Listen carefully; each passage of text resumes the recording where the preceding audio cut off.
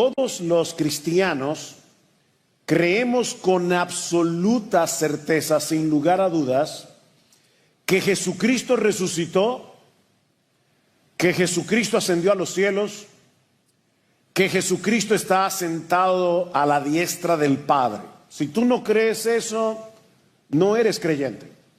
Todos los cristianos estamos absolutamente seguros de esas grandes verdades de nuestra fe. Y así como creemos firmemente que ese mismo Cristo glorificado sigue obrando activamente a favor de su iglesia. ¿Tú crees eso? Cristo está activamente obrando a favor de su iglesia, edificándola, fortaleciéndola, sosteniéndola, guiándola, santificándola por medio de su Espíritu. Sin embargo, cuando enfrentamos pruebas prolongadas o estamos en medio de una gran dificultad, mis hermanos, es muy fácil perder de vista estas verdades gloriosas, estas gloriosas realidades de nuestra fe. En otras palabras, podemos confesar con los labios que Jesús está vivo y al mismo tiempo vivir como si Él continuara en la tumba. Sin darnos cuenta siquiera, de repente los creyentes sustituimos la esperanza por resignación. Y si no nos cuidamos, caemos en la trampa del fatalismo. Las cosas son como son y no van a cambiar. Bueno, si algo aprendemos del libro de los Hechos, es que los cristianos del primer siglo tenían razones de sobra, humanamente hablando, para pensar de esa manera. Si has seguido conmigo esta serie de mensajes en el libro de los Hechos, te vas a dar cuenta que los creyentes del primer siglo, vuelvo y repito, humanamente hablando, podían ser tentados a caer en amargura, a caer en resignación, a caer en el fatalismo. Toda estructura de poder estaba en su contra, no tenían protección legal, no tenían influencias políticas, nada. Como dice John Piper, tal vez si hubiéramos estado tú y yo en la iglesia en ese tiempo, probablemente seríamos tentados a murmurar y a ser fatalistas. Los romanos nos desprecian, el Sanedrín nos persigue, los sacerdotes han dado órdenes para encarcelarnos y matarnos. Esto no va a cambiar. La oposición es demasiado fuerte, nuestros enemigos son cada vez más despiadados. Pero mis hermanos, miembros de Iglesia Bíblica del Señor Jesucristo y cristiano que estás aquí de cualquier otra iglesia, esa no es la forma como Dios quiere que los creyentes vivamos. ¿Sabes por qué? Porque Jesús está vivo. Está vivo y reinando en gloria. Él sigue gobernando con absoluta soberanía sobre su iglesia y sobre la historia. Como leí recientemente y me encantó esta frase, Él no está atrapado en patrones predecibles ni limitado por nuestras expectativas. Él es el Señor de las sorpresas. Eso es precisamente lo que vemos al final del capítulo 9 del libro de los Hechos. Ahora recuerden cómo comenzó este capítulo. No lo olviden, lo vimos la semana pasada. Este capítulo comenzó con Saulo respirando amenazas de muerte contra los discípulos. Saulo representaba todo lo que parecía imposible de cambiar. Miren, si había alguien que parecía estar fuera del alcance de la gracia de Dios, indudablemente era Saulo. Pero el Cristo resucitado le salió al encuentro camino a Damasco y en un instante su vida fue transformada para siempre. Saulo salió de Jerusalén respirando amenazas y muerte, terminó postrado en tierra, rendido ante el Señor resucitado y convertido en uno de los instrumentos más poderosos del Evangelio en toda la historia de la iglesia. Lo que veremos en el resto del capítulo 9 es una continuación de esa misma historia. Es la historia de un Cristo vivo que sigue edificando, restaurando y sorprendiendo a su iglesia. Este pasaje nos recuerda que no hay razón para ser fatalista. Este pasaje nos recuerda que no hay razón para vivir en resignación, porque Jesús está vivo, Él sigue obrando en su iglesia hoy. Vean conmigo el versículo 31, donde Lucas nos presenta un resumen de la obra del Cristo resucitado edificando a su iglesia. Y este es mi primer punto en la mañana de hoy. El Cristo resucitado edifica a su iglesia. Versículo 31, entre tanto la iglesia gozaba de paz por toda Judea, Galilea y Samaria. Piensen en Hechos 1:8.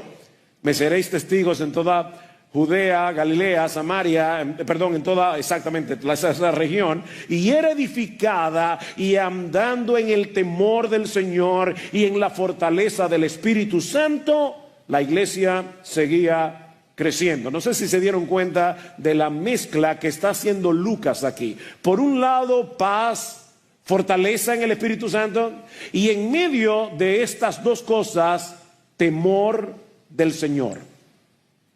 ¿Y por qué hago mención de esta mezcla extraña? Porque para muchos hoy día estas cosas son incompatibles. Son incompatibles. En nuestra cultura el temor se asocia casi siempre con inseguridad, con incertidumbre, ansiedad, debilidad, no con paz y fortaleza. Vivimos en una era marcado por lo que Michael Reeves llama una cultura de temor. ¿Y qué es eso? Un miedo paralizante por un montón de cosas. Tememos por la economía, tememos por la salud, tememos por la política, tememos por el futuro. Y como consecuencia hemos llegado a pensar que cualquier forma de temor debe ser evitada. Así que al hablar del temor del Señor, aún muchos creyentes, tristemente, se imaginan algo negativo. Se imaginan algo que es incompatible con la paz y con la fortaleza espiritual. Es por eso que muchos intentan hoy evadir ese concepto. Mis hermanos, hoy día no se está predicando mucho acerca del temor del Señor. No es un tema popular. En muchas iglesias se presenta a Dios, a un Dios reducido a una especie de abuelito celestial que nos siempre permisivo, nos complace en todo. Mientras que otros, ahora reaccionando contra el abuelito celestial, reaccionan yéndose al extremo opuesto y viven como esclavos espirituales, intentando ganarse el favor de un Dios al que imaginan muy difícil de complacer. Se sienten inseguros de sí. ¿Estoy haciendo yo lo suficiente para agradar a ese Dios? Bueno, tanto en un caso como en el otro, el problema es el mismo. Han perdido de vista quién es Dios realmente y qué significa temerle. Y consecuentemente nuestra vida cristiana se debilita. Mira, cuando no entendemos apropiadamente el temor de Dios, podemos caer en una apatía espiritual que nos hace vivir como si Dios no fuera real.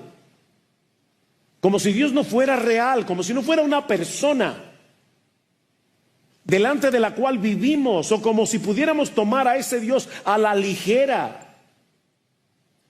O por el contrario, un falso concepto del temor de Dios puede llevar a una persona a vivir con una carga de culpa constante, sin disfrutar jamás de la seguridad que trae el Evangelio. Pero el temor del Señor que Lucas menciona aquí es de otro tipo.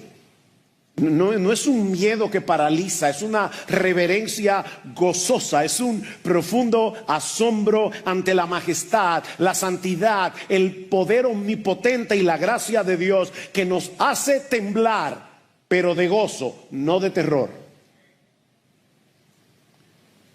Nos hace temblar.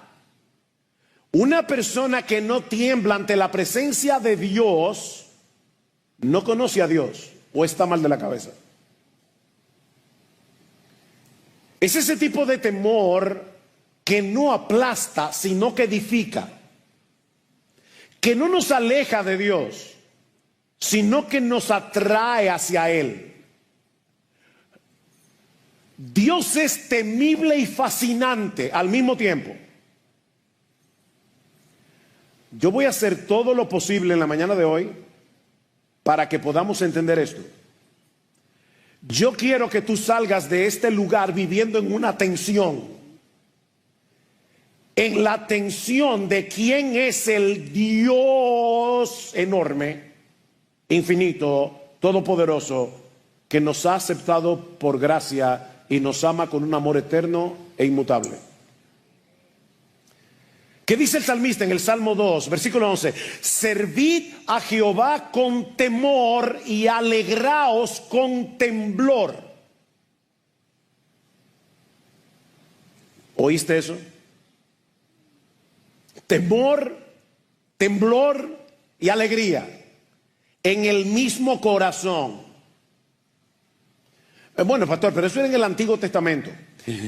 Ok, vamos al Nuevo Testamento. En Hebreos capítulo 4, versículo 16, el autor nos invita a acercarnos confiadamente al trono de la gracia para alcanzar misericordia y hallar gracia para el socorro oportuno. Amén, gloria al Señor. Seguimos leyendo el libro de Hebreos, llegamos al capítulo 12, versículo 28, y ahí el autor nos dice que hemos recibido un reino inconmovible y por lo tanto tengamos gratitud y mediante ella sirvamos a Dios, agradándole con temor y reverencia, porque nuestro Dios es fuego consumidor. No es un abuelito celestial. No es un diosito. Es un Dios temible.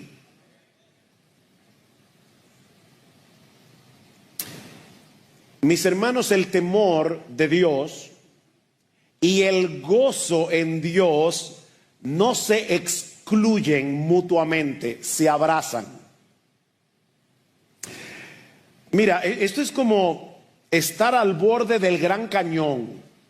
Probablemente muchos aquí no han ido al Gran Cañón, pero han visto en películas o en fotos. No hay barandillas, solo tú, el viento y una caída de más de 1800 metros frente a ti. ¿No estás asustado de que el cañón te vaya a atacar? Posible. No tienes miedo del abismo como si fuera un enemigo. Pero todo tu ser sabe que estás delante de algo grande, inmenso, algo que te sobrepasa por completo y que si das un paso en falso estás perdido. Sin embargo, en ese tipo de escenario, también sientes algo más. Sientes asombro, sientes belleza, atracción. No quieres alejarte, quieres quedarte allí y contemplarlo, porque algo dentro de ti te dice que fuiste hecho para estar delante de algo que es más grande y más glorioso que tú. Y entonces tiemblas, pero no de terror, sino de admiración. Ese es el tipo de temor que experimentamos delante del Dios vivo. Él no es como una fiera que viene a devorarte. No. Él es más bien como una tormenta majestuosa. Cuando llegues a tu casa, léete el Salmo 29. Lo leí esta mañana. Qué sorprendente este salmo. Voz del Señor sobre las aguas, el Dios de gloria truena. El Señor está sobre las muchas aguas. La voz del Señor es poderosa. La voz del Señor es majestuosa. La voz del Señor rompe los cedros. Sí, el Señor hace pedazos los cedros del Líbano. ¿Y sabes cómo termina este salmo? El Señor dará fuerza a su pueblo. El Señor bendecirá a su pueblo con paz.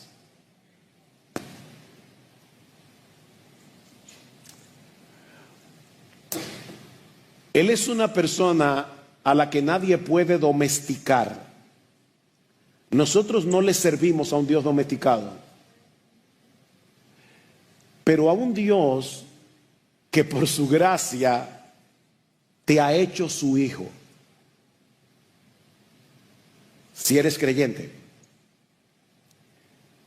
te atrae, te transforma, te sostiene y te hace temblar de gozo. El temor de Dios, mis hermanos, no es el miedo servil de un esclavo ante un amo cruel. No, no, no.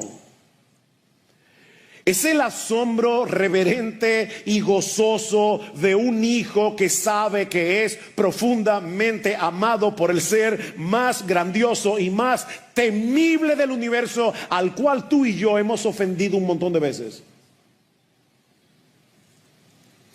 Como dice Michael Reeves, es el temor que nace al contemplar no solo la majestad de Dios, sino también la grandeza de su gracia. Cuidado aquí. No podemos quedarnos únicamente contemplando la majestad de Dios. Tenemos que ver a través de la Escritura la grandeza de su gracia. Hablando acerca del nuevo pacto que nosotros, tú y yo, disfrutamos en Cristo hoy, dice Dios a través del profeta Jeremías, Jeremías capítulo 32, ellos serán mi pueblo, yo seré su Dios y les daré un solo camino y un solo corazón, para que me teman para siempre, para su bien y el de sus hijos después de ellos. Dios quiere que le temamos para nuestro bien. Haré con ellos un pacto eterno, que no me volveré atrás de hacerles bien, y pondré mi temor en sus corazones para que no se aparten de mí. ¿Te das cuenta? El temor del Señor es un regalo, es lo que dice Jeremías. El temor del Señor es un regalo, es una gracia implantada por Dios en nuestros corazones, no para que nos alejemos de Él, sino para que nunca nos vayamos fuera de Él. Es para mantenernos cerca. Es la respuesta natural del pecador que ha sido perdonado, de un rebelde que ha sido adoptado, de un esclavo que ha sido libertado. Es el temor que nos mueve a decir de corazón: Señor, ¿cómo puede ser que tú seas tan bueno conmigo? ¿Cómo puedo yo vivir de espaldas a ti después de haber recibido tanta misericordia?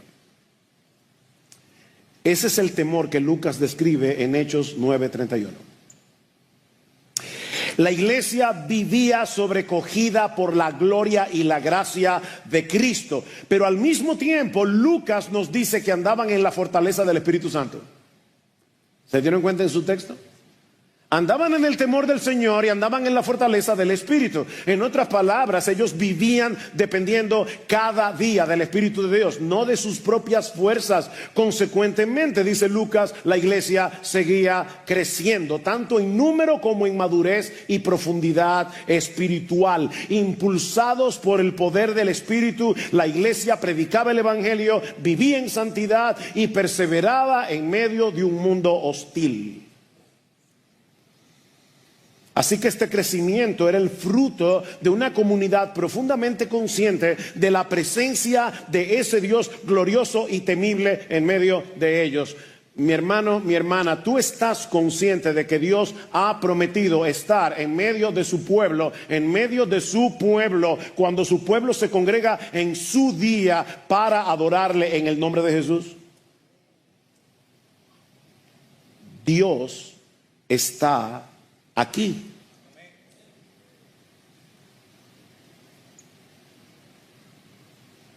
Dios está aquí.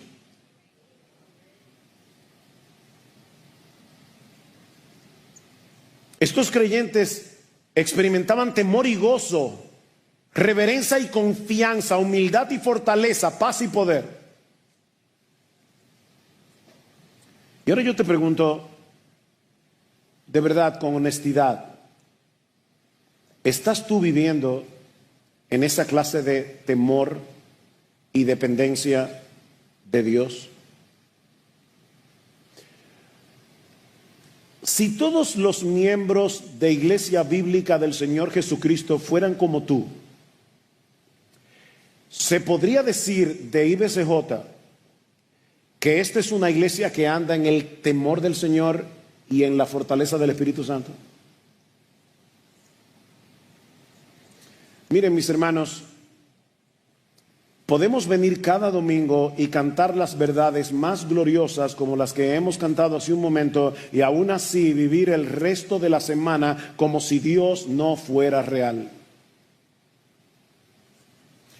Podemos servir activamente en diferentes ministerios y al mismo tiempo perder el asombro que debería acompañar toda verdadera obediencia y toda verdadera adoración. Podemos acumular conocimiento bíblico y aún así estar secos espiritualmente porque hemos dejado de temer a Dios con reverencia y gozo. No nos estamos alegrando con temblor, como dice el salmista en el Salmo 2.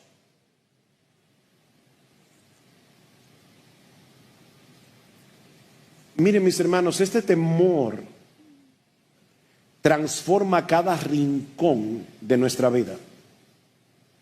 Transforma cómo hablamos, cómo pensamos, cómo tratamos a nuestra esposa, a nuestro esposo, cómo criamos a nuestros hijos, cómo usamos nuestro tiempo libre, cómo luchamos con el pecado.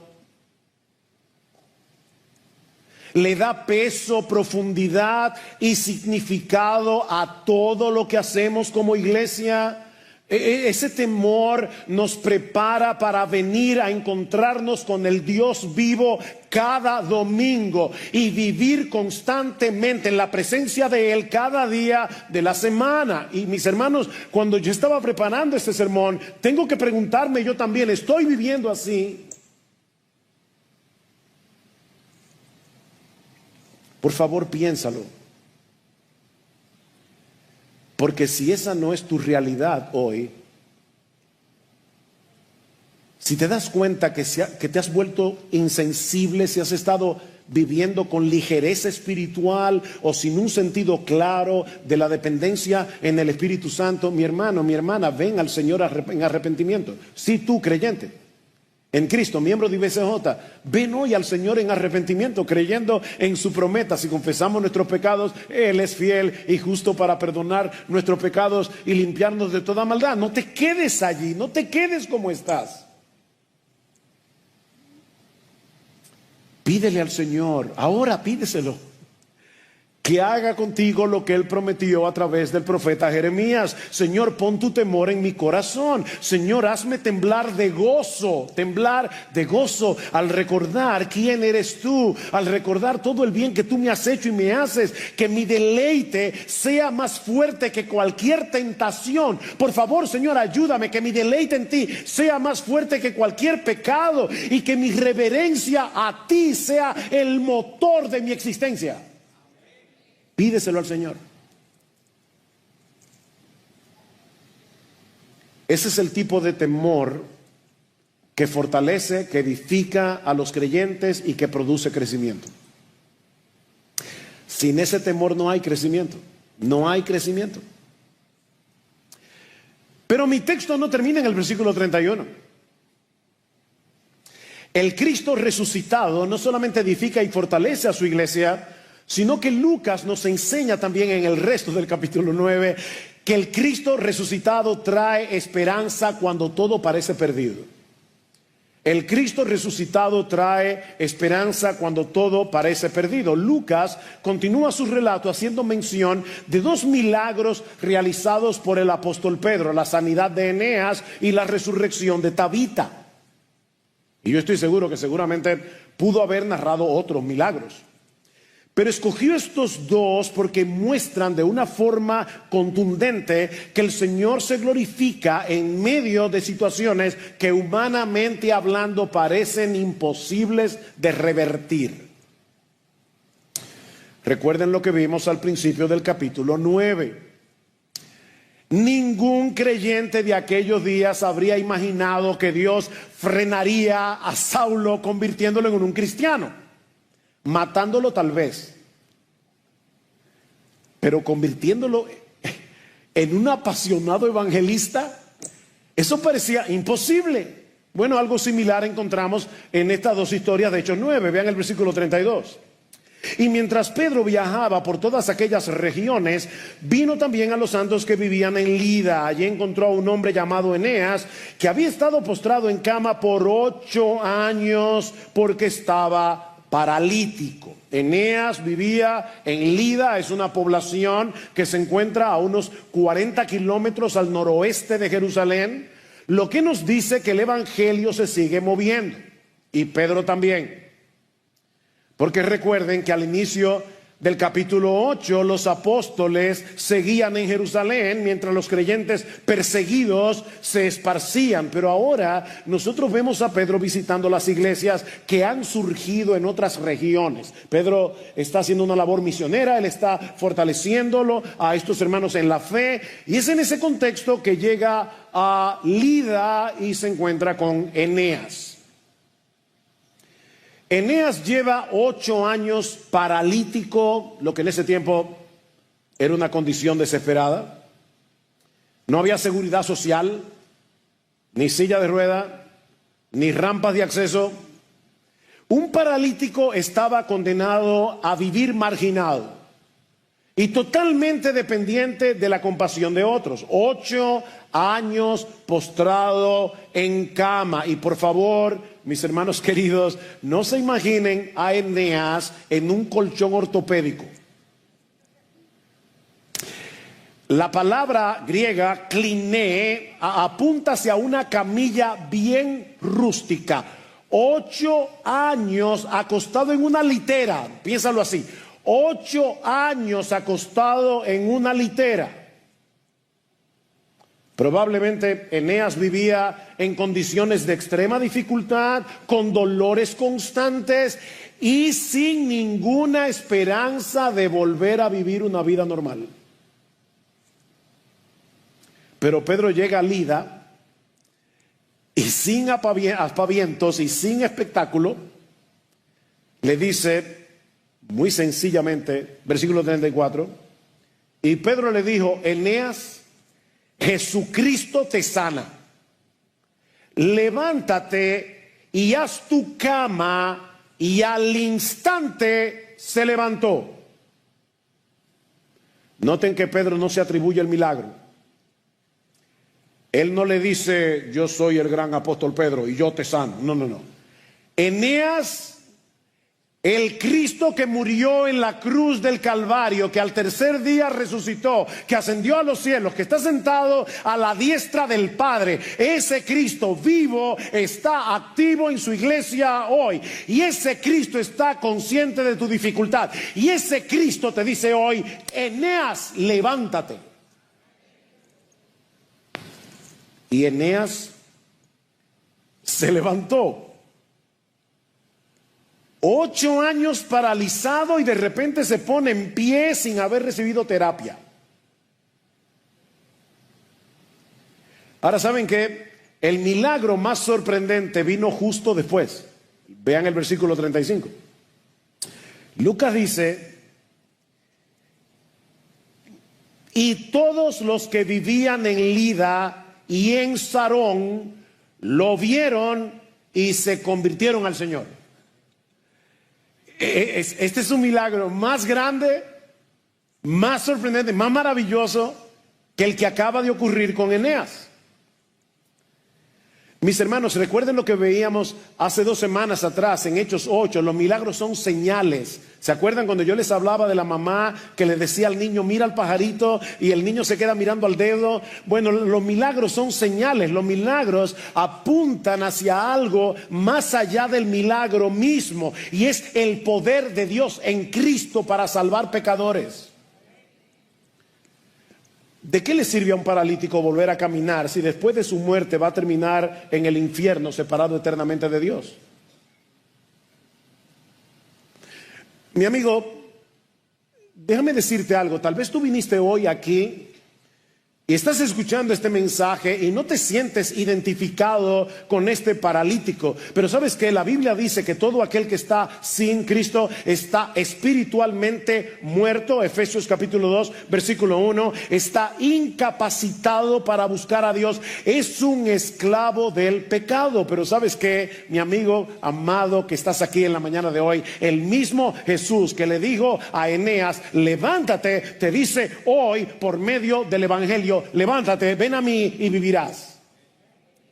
El mismo Cristo. Ningún pecado es mayor que su gracia, y no hay un corazón tan endurecido que Él no pueda transformar en un momento. Cristo puede darte vida hoy si vienes a Él en arrepentimiento y fe. Porque la muerte espiritual, como la muerte física tampoco, es un obstáculo para Él. Como lo demuestra el segundo milagro que Lucas relata en este pasaje, versículo 36. Había entonces en Jope una discípula llamada Tabita, que traducido al griego es Dorcas. Esta mujer era rica en obras buenas y de caridad que hacía continuamente. Y sucedió que en aquellos días se enfermó y murió, y lavado su cuerpo, lo pusieron en un aposento alto. La ciudad de Jope era un importante puerto en la costa del Mediterráneo. Estaba a unos 18 kilómetros al sur de Cesarea. Y van a entender al final por qué estoy haciendo menciones de estos datos geográficos. No están de más en el sermón. Fue en ese mismo puerto donde siglos atrás Jonás tomó un barco para huir de la voluntad de Dios. Bueno, allí en Jope vivía una mujer llamada Tabita o Dorcas en griego, una creyente piadosa que abundaba en buenas obras, dice la versión Reina Valera del 60. Y eso es interesante porque Dorcas no sería conocida de no ser por este milagro. Si este milagro no hubiera sido relatado por Lucas, tú y yo no hubiéramos sabido nada de Dorcas. Sin embargo, qué interesante, ¿verdad? Que el Espíritu Santo quería que los cristianos de todas las épocas supieran de esta mujer que era rica en buenas obras. O sea, Dios está aquí exaltando a Dorcas y está mostrándola como un ejemplo, mis hermanas, como un ejemplo a seguir. Bueno, un día Dorcas se enfermó, murió así de manera abrupta. Humanamente hablando, no había nada que hacer. Pero los creyentes en Jope se enteran de que Pedro está cerca, a menos de 20 kilómetros. Así que enviaron 2 hombres a buscar a Pedro. Versículo 39.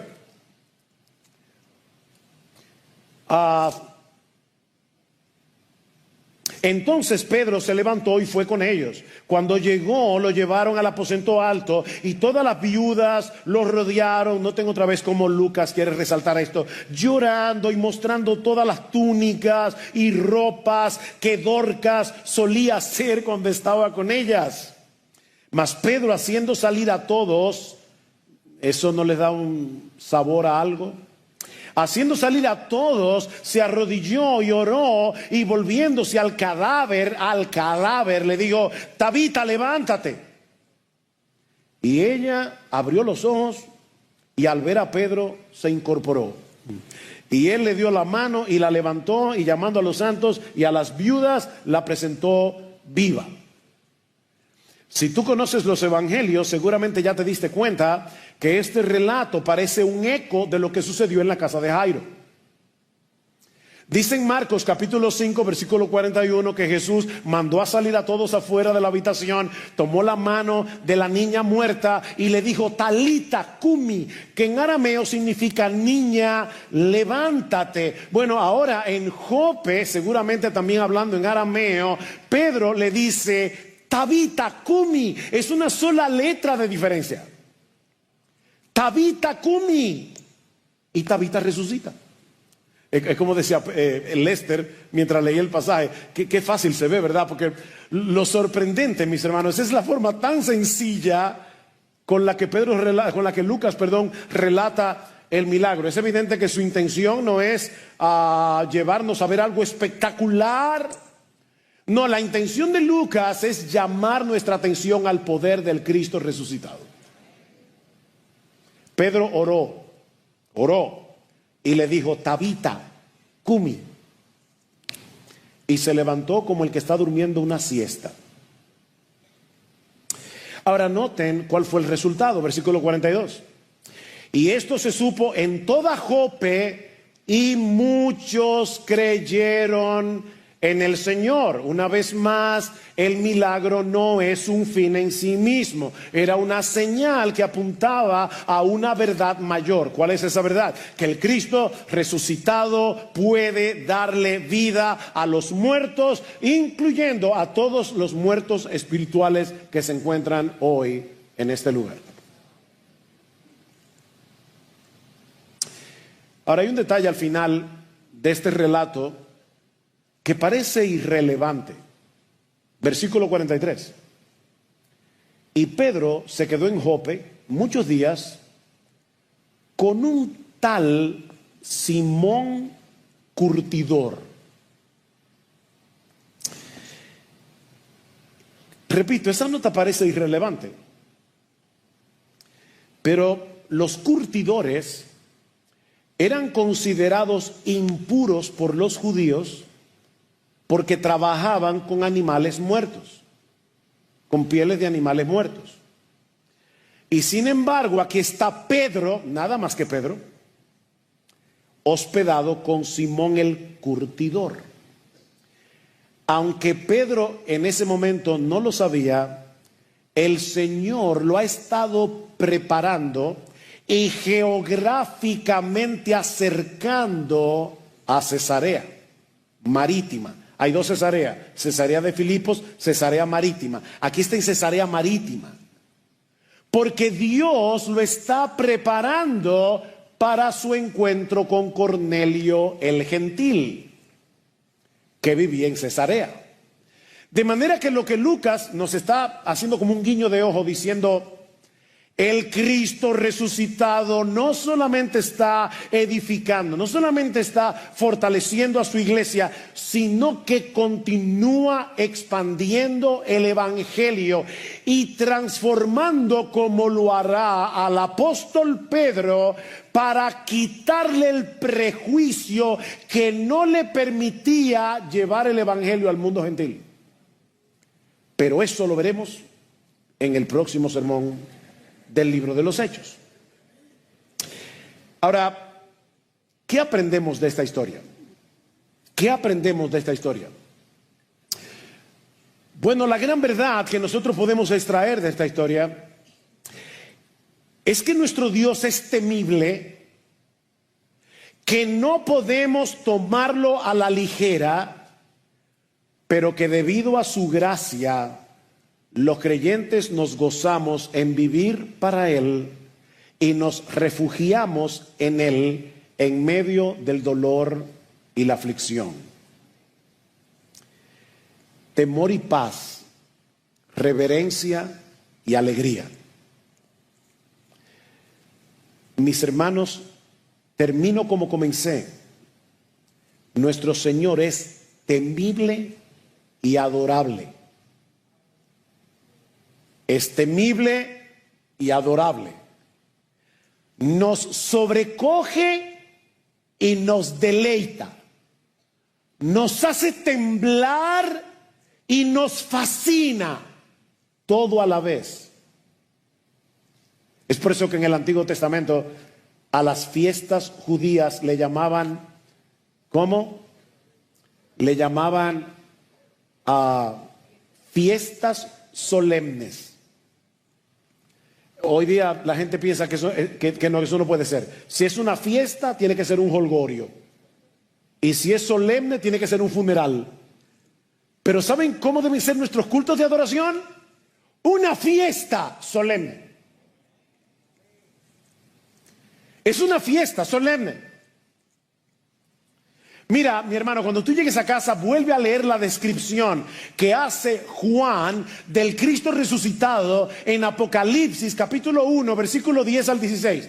Léete con calma y en oración esa descripción del Cristo resucitado. Juan, aquel que ponía su cabeza en el pecho del Señor, cayó como muerto a sus pies.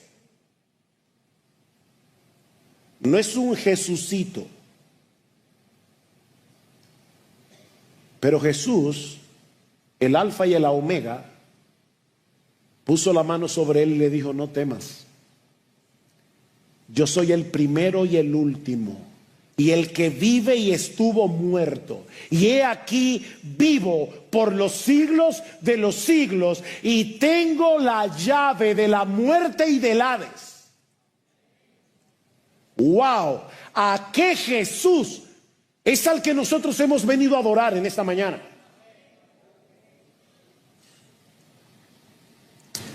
Ese es el Jesús que ha prometido estar con nosotros todos los días hasta el fin del mundo, y puede actuar en las situaciones más desesperadas. John Piper dice que la vida cristiana puede compararse a lo que sucede en el ojo de un huracán. Un huracán es una fuerza impresionante, abrumadora, aterradora, pero en el centro, en el ojo, hay calma. Y de hecho hasta a veces se puede ver el sol, la luz del sol, el cielo despejado. Bueno, mis hermanos, Jesucristo, escuchen con calma a Jesucristo. Déjenme decirlo con calma. Jesucristo, nuestro Señor, nuestro Salvador, es infinitamente más poderoso y más temible que el más potente huracán. Pero debido a su gracia, los creyentes estamos en el ojo del huracán, donde ese poder no nos hace daño, sino que obra a nuestro favor. ¡Wow! ¡Qué glorioso! Así vivía la iglesia de Hechos 9:31. Como quienes caminan en el ojo del huracán, el Cristo resucitado continuaba mostrando su poder impresionante, pero en el centro, en el ojo, había gozo, había calma, había esperanza. Esa es la actitud con la que el cristiano debe asumir las dificultades y pruebas, por difíciles que sean. Mi hermano, mi hermana, si tú eres creyente, descansa en el centro de su amor. Tiembla y gózate a la vez ante la grandeza de su santidad y de su gracia. Refúgiate en Él, porque Él sigue obrando y sigue glorificándose donde menos lo esperamos. El Jesús que venció a la muerte está activo en la iglesia, mi hermano, mi hermana. Él no está ausente, Él no es indiferente. Él sigue edificando y restaurando a los suyos. Él sigue fortaleciendo a su pueblo en medio del temor, llenándolo de la fortaleza del Espíritu Santo. No siempre actúa como esperamos. No. Él es Dios, Él es soberano. Él no siempre actúa como esperamos, pero siempre nos da lo que es mejor, porque su sabiduría nunca se equivoca, su poder nunca falla y su amor nunca nos abandona. Así que si tú eres cristiano y llegaste hoy aquí sintiendo que nada va a cambiar, que tu situación es demasiado oscura, que tu pecado es demasiado persistente, que tu familia está demasiado lejos del Señor, o que tu corazón está demasiado seco, recuerda esto: Jesús está vivo y obrando en su iglesia hoy. No vivas atrapado en el fatalismo. No permitas que la resignación te robe la esperanza.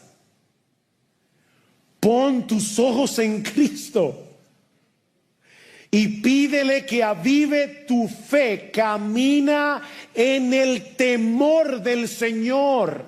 Apóyate en la fortaleza del Espíritu y vive con la expectativa de que Jesús, en su tiempo y a su manera, puede y quiere seguir glorificándose en tu vida. Como decíamos al inicio de este mensaje, Jesús no está atrapado en patrones predecibles. Él es el Señor de las sorpresas. confía en Él. No solo en su poder, sino también en su sabiduría. Confía en Él, con la plena certeza de que Él hará contigo, mi hermano, mi hermana, lo que es mejor para ti, lo que es mejor para tu alma y para la gloria de su nombre.